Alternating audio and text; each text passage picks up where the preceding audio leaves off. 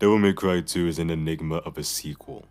It's a game that feels skeletal, incompetent, and incomplete, but strangely interesting. It's a follow-up that is wholly underwhelming compared to its predecessor. A predecessor that truly innovated on the character action genre in the gaming space, which would lead the way for several hack and slash games. It was a game that was challenging and compelling, filled with character and atmosphere, as well as a Resident Evil spin-off that warranted some expansion.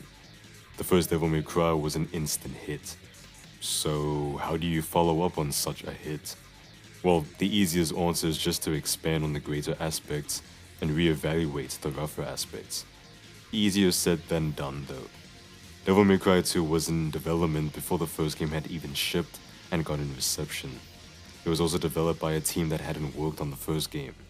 So not only did Devil May Cry 2 have some rough references and no public reception to work off of, but the team working on the game didn't even know what made Devil May Cry tick. The result? Well, we went from an innovative hack and slash game to a boring third-person shooter where hacking and slashing was just a bonus. The game lacks challenge, the mission and level design is shallow, and the overall presentation is just very skeletal. The game doesn't really strive for anything great or compelling. However, the more I played this game, the more I was suddenly struck by the few things this game does right.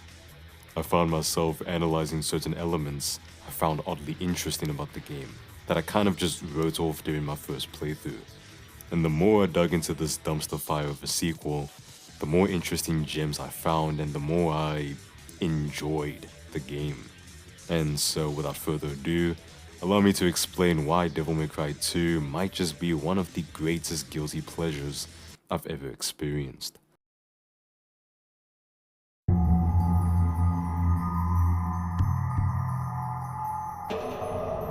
The atmosphere and general vibe of Devil May Cry 2 is depressing and lonely.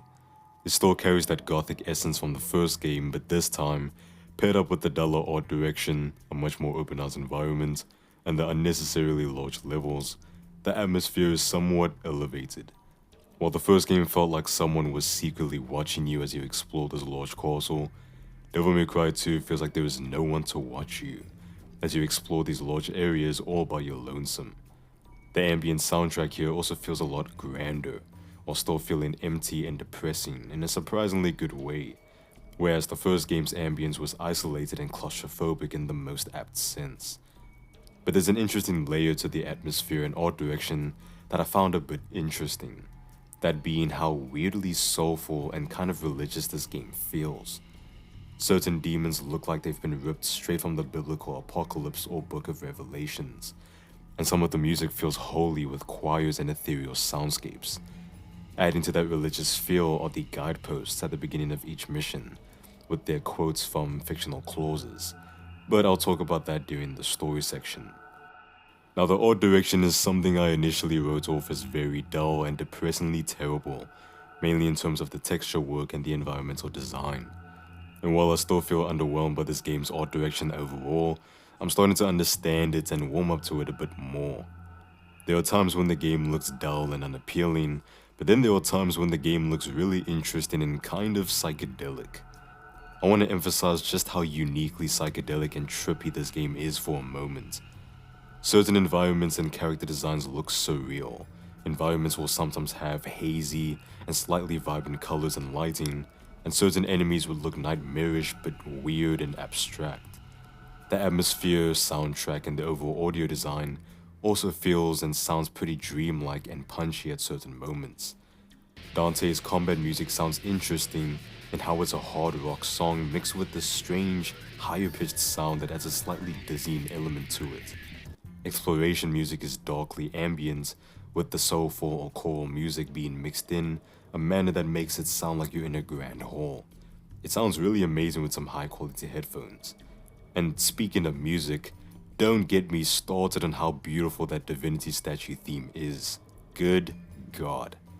Divinity statues have always been pretty good over the years with their themes, with Devil May Cry 5 being one of my favorites. But Devil May Cry 2 easily has the best Divinity statue theme in the series. Put your hand down. Anyways, sound effects are reverbed and punchy, kind of reminded me of a shoot 'em up arcade machine. The bursts of Dante's twin pistols, Ebony and Ivory, sound abrasive but weirdly satisfying. Although they do get annoying when you start spamming them, which you'll be doing for about 95% of the combat encounters in this game, unfortunately. Overall, the art direction has its moments, but the sound design and atmosphere easily add a bit of intrigue to the game's presentation.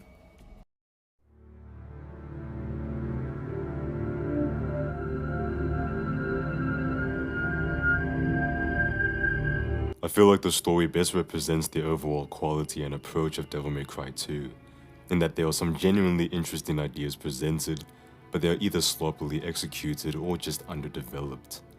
The story of Devil May Cry 2 is pretty much the same as the first game, but with less charisma, less style and intrigue, and almost no compelling presence. Like the first game, a mysterious woman brings Dante to an even more mysterious island, this time called Vita Mali, to help fight off demons and overthrow the big bad who is in search of power. But unlike the first game, there's very little going on in terms of characterization and interesting plot points. Not that the first game had much of that either or set the bar that high within its narrative. I should have been the one to fill your dark soul with light!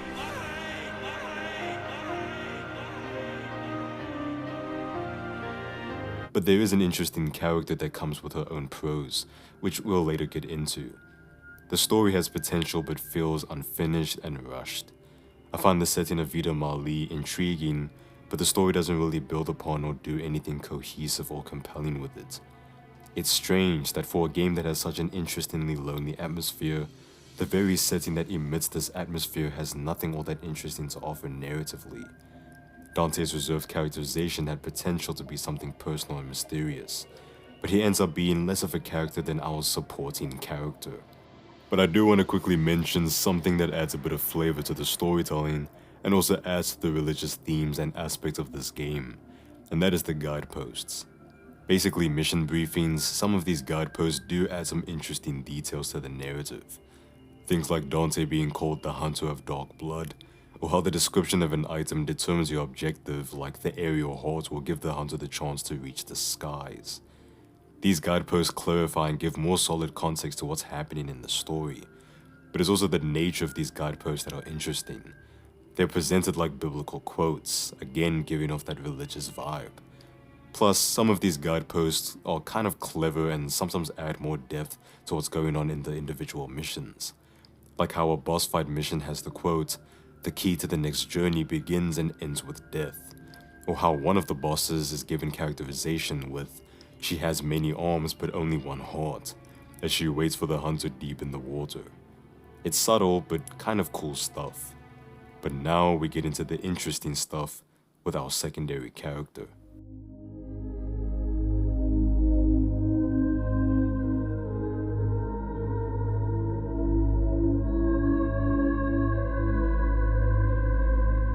Lucia is the main source of potential this game has. She's got a promising character setup with a noteworthy twist, and even an entire second campaign dedicated to her. A campaign that plays way better than the main Dante campaign. The gameplay of Dante's campaign is extremely boring, to say the least. Melee combat is almost useless, firearms stunlock enemies to the point where there's no reason to not use firearms, and the melee combat that is here lacks the depth and efficiency of the previous game. The melee combos are limited, the melee arsenal is even more limited, and enemies barely react to your melee efforts anyways. And based on the name of the combat music, it is clear that Dante's campaign is meant to play as more of a shooter than a hack and slash game.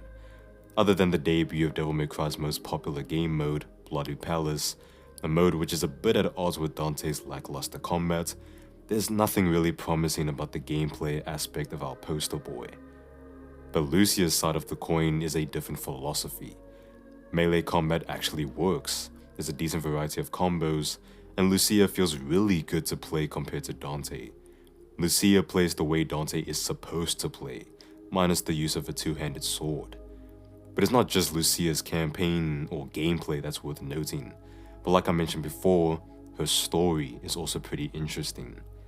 Lucia is a beautiful red-headed protector and fellow demon slayer who works alongside Dante, needing his help to free the island of Vita Mali from the grasp of Arius, a wealthy and power-hungry millionaire and sorcerer who is interested in the dark demonic arts. Lucia cares deeply for others and lives up to her duty as a protector, just as Dante lives up to being the hunter. Her caretaker is an old woman named Mattia, a member of the Protector's clan, a clan that fought alongside Dante's father, Sparta. Lucia believes herself to be a descendant of the Protector's clan, as Mattia tells her, but when she confronts Arius, who tells her of her true being, she is distraught and suffers from an existential crisis. Arius reveals that she is an artificial demon, a demon that wasn't naturally born as such and was instead created through magic and scientific methods. But to be more precise, she is a mannequin demon, or a secretary that was defected. Because of this, Lucia fears that she is a threat to the very people she protects, and also fears that she might lose her grasp and kill everyone. This leads her to demand Dante to kill her, but he declines in doing so. After she and Dante part ways, with Dante going to the demon world, she awaits Dante in his respective Devil May Cry shop, finally coming to terms with who she is and her duties. Now, this is what Devil May Cry 2 is actually about. It isn't a game or story about Dante necessarily. It's Lucia's story, with Dante as the true supporting character. Lucia's story is a lot more interesting and has a lot more interesting plot points and themes going on. And she's a very interesting Devil May Cry character because of that. She's a character who feels conflicted with her existence, and for a franchise that has family as its central theme, Lucia doesn't have a true family the way the other characters do, which also makes her a heartbreaking Devil May Cry character. Lucia was born as a demonic experiment that would end up being defected anyways, until Mattia found her and adopted her. Mattia is the closest thing to family she has. It's a shame that Lucia never returned in another Devil May Cry game, and is stuck in the worst game in the series. She did return in the prequel novel to Devil May Cry 5, where it's revealed that she has feelings for our wacky woohoo pizza man, Dante. But she's never had another appearance outside of that or in any game. And while she could still use some more fleshing out, at least she made Devil May Cry 2 less of a narrative slog in some cases. Devil May Cry 2 is a messy pile of interesting ideas that, while putting a long discarded stain on the Devil May Cry franchise, has inspired said franchise to change its course into what we know the series as today. While the first game laid the foundation in terms of combat and basic mechanics, it was Devil May Cry 2 that ended up being the rough proof of concept that would change the design philosophy and direction of the series into something less Resident Evil inspired and more Devil May Cry. But even within Devil May Cry 2's mess, there are some interesting and promising aspects that would end up being exclusive to this game, for better or worse. Things like the overwhelmingly lonely and depressing atmosphere, the grimy yet trippy art direction, and the character of Lucia deserve another round or a bigger spotlight within the interactive side of the series.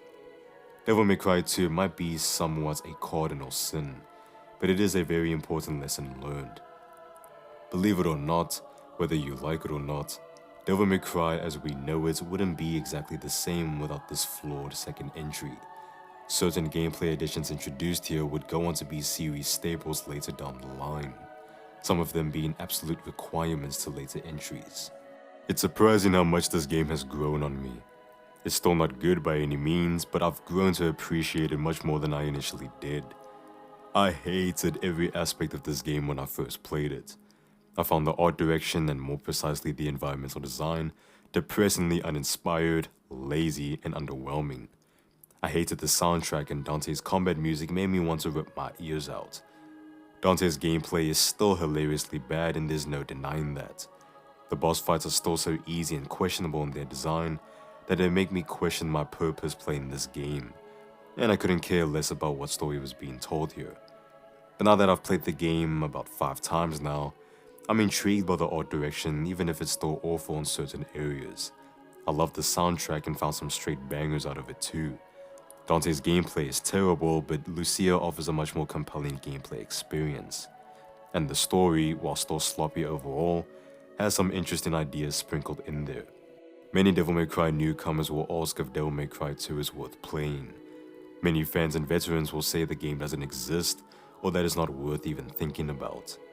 But I say, if you have the Devil May Cry Remastered collection and you're curious to see what you're skipping, play the first hour or two and go into the game expecting an unfinished demo of what the series would later become.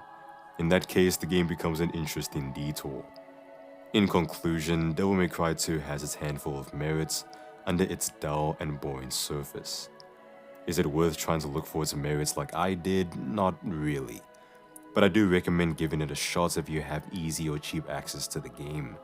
With that being said, Devil May Cry 2 has to be one of the best bad games and guilty pleasures I've ever witnessed and stuck around with. Yeah, let's go all the way to hell.